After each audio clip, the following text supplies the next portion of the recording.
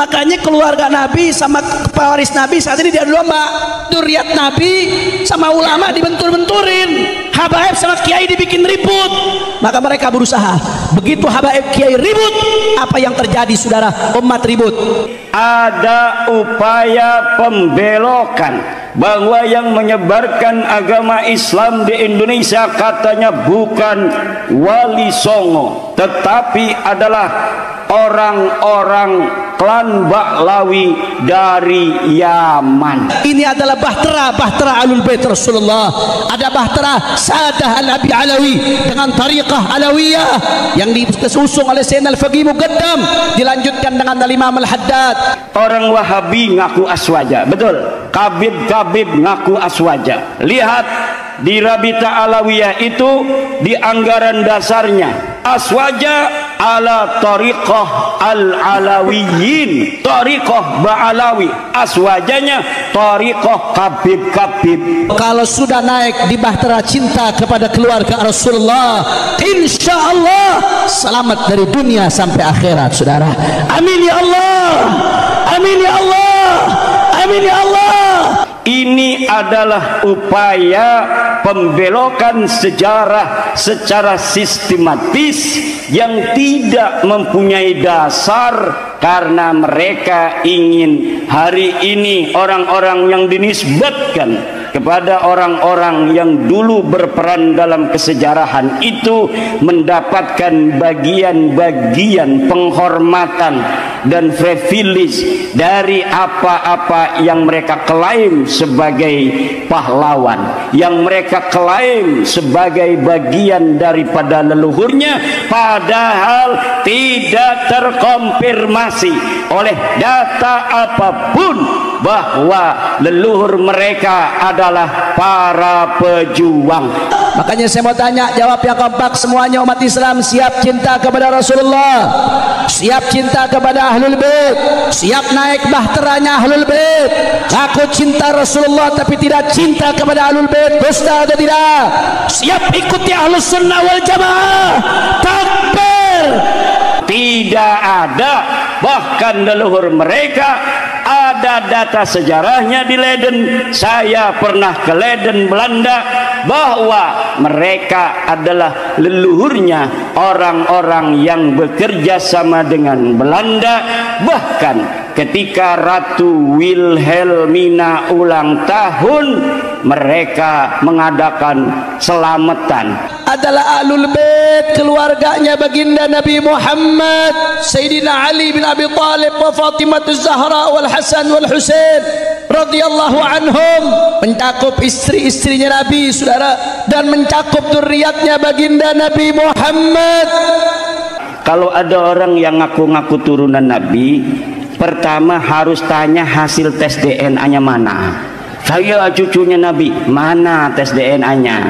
Kalau cucunya Nabi tes DNA-nya hasilnya J1.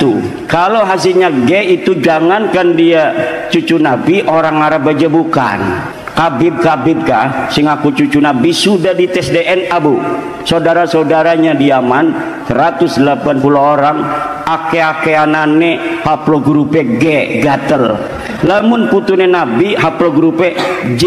Kita baca ratib haddatnya Habib Umar bin Abdurrahman Al-Attas, kita baca ratib Al-Attasnya Habib Ali Habsyi, kita baca simtudurornya, habaib lainnya yang kita ikuti ajarannya, baca wiridnya. Ini adalah bagian dari bahtera keluarga Rasulullah. Tanyakan mana buktinya menurut ilmu nasab dan ilmu sejarah. Saya sudah meneliti bu, para kabib Ba'lawi yang ngaku putune Nabi, ikut saya teliti dalam kitab-kitab nasab mulai abad ke-4, 5, 6, 7, 8, 9, terbukti dengan pasti bahwa mereka bukanlah keturunan baginda Nabi besar Muhammad sallallahu alaihi wasallam. Dan wajib bagi siapa saja yang tahu untuk memberitahu orang lain. Wajib bagi siapa saja yang tahu untuk tidak mengakui mereka sebagai turun Nabi.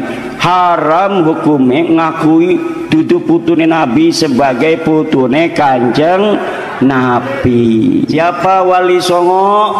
Penyebar agama Islam di Indo.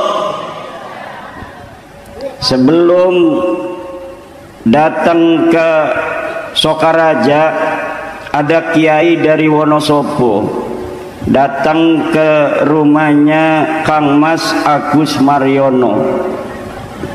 Di sana membawa kitab Kalla Saya'lamun, karangan Mbah Maimun Zubair Sarang, Rembang.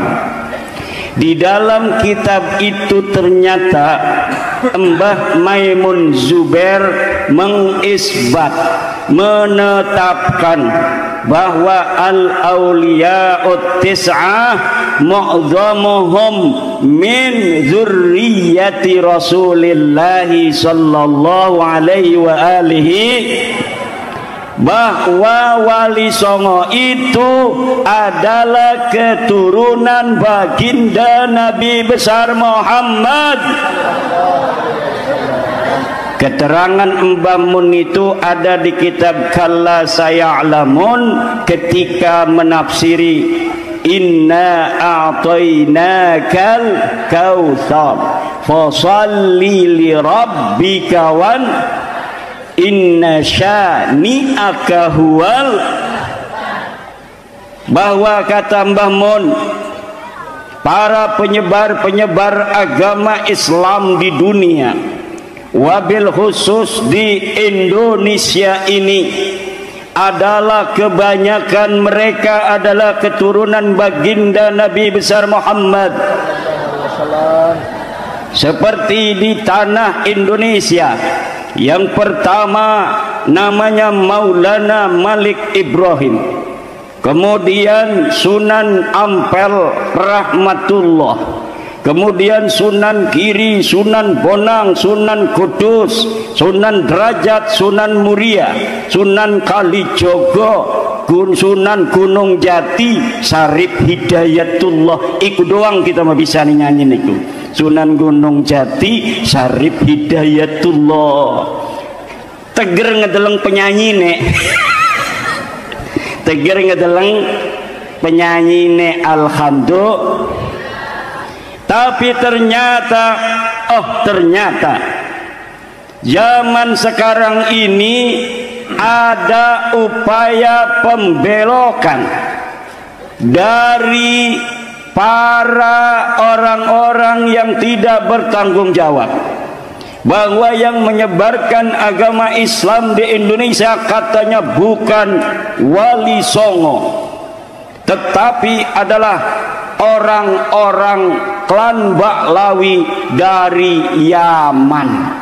Ini adalah upaya pembelokan sejarah secara sistematis yang tidak mempunyai dasar, tidak mempunyai dalil.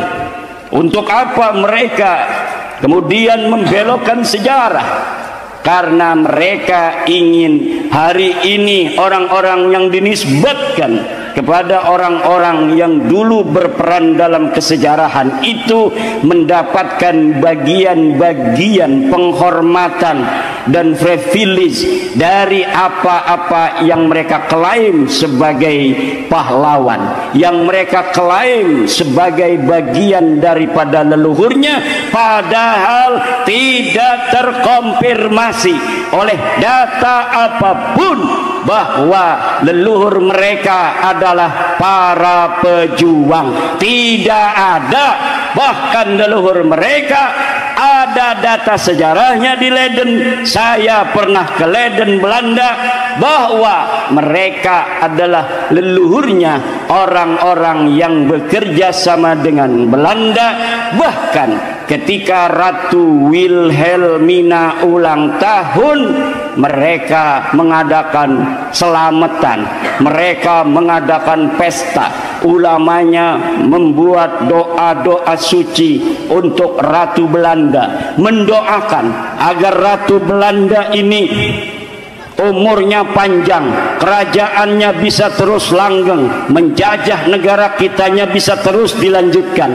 Inilah yang terjadi. Leluhur-leluhur kita, orang-orang Banten sudah mulai mengusir Cornelis de Houtman pada abad ke-16.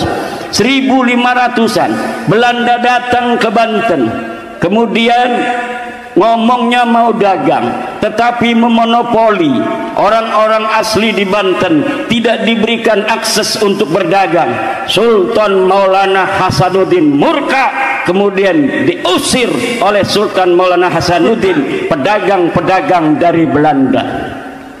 Kemudian pada zaman Sultan Abul Mafahir Mahmud Abdul Qadir, Sultan keempat Banten, Belanda kemudian semakin kuat karena dia diusir di Banten pada abad ke-16.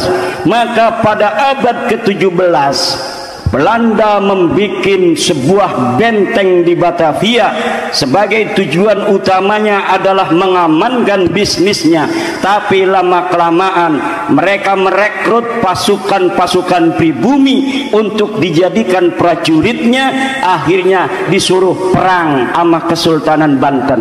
Terjadi peperangan yang sangat besar pada tahun 1643. Terjadi perang lagi 1654, terjadi perang lagi 1670. Melawan penjajah hanya bisa dilakukan oleh orang-orang yang sadar bahwa dirinya sedang dijajah. Melawan penjajah hanya bisa dilakukan oleh orang-orang yang sadar kalau dirinya sedang Coba dulu, kalaulah bangsa Indonesia yang banyak itu, yang Belanda itu orang-orang Eropa, jumlah seluruhnya tidak akan lebih daripada 5.000 orang. Belanda yang ada di Indonesia dengan seluruh tentaranya yang tersebar di seluruh Nusantara tidak lebih dari 5.000 orang. Sementara lelaki-lelaki Nusantara jumlahnya jutaan pada tahun 1600-an, jutaan pada tahun 1700-an. Tapi kenapa Belanda yang hanya jumlahnya 5.000 orang itu tidak bisa diusir dari negeri kita selama 350 tahun, saudara? Karena kebanyakan yang dagang, dia merasa masih bisa dagang, tidak merasa terjajah. Dirinya yang jadi petani, dia bisa bertani walaupun ada Belanda yang jadi pemimpin, dia tidak merasa dijajah. Orang yang bisnis, orang yang jadi antek-antek company, mereka merasa nyaman dengan penjajahan-penjajahan yang dilakukan oleh company. Akhirnya hanya jiwa-jiwa kesatria yang dimiliki oleh aqallul jumhur, minoritas orang yang ada pada saat itu, kemudian memobilisasi pasukan, bisa untuk mengumpulkan ratusan, kemudian mengadakan pemberontakan. Siapa yang dihadapi? Yang dihadapi bukan orang-orang bule, tapi yang dihadapi adalah pekerja-pekerja pabrik Belanda yang ketika ada perang dengan bangsa Indonesia, pekerja pabrik Belanda ini yang disuruh perang dengan bangsa Indo. Wong Belanda nih malah kasing mati. Wong Belanda nih lah kasing. Inilah bentuk penjajahan dan adu domba yang dilakukan oleh Belanda selama 350. Belanda sudah pergi. Belanda siki wis lunga. Belanda wis lunga.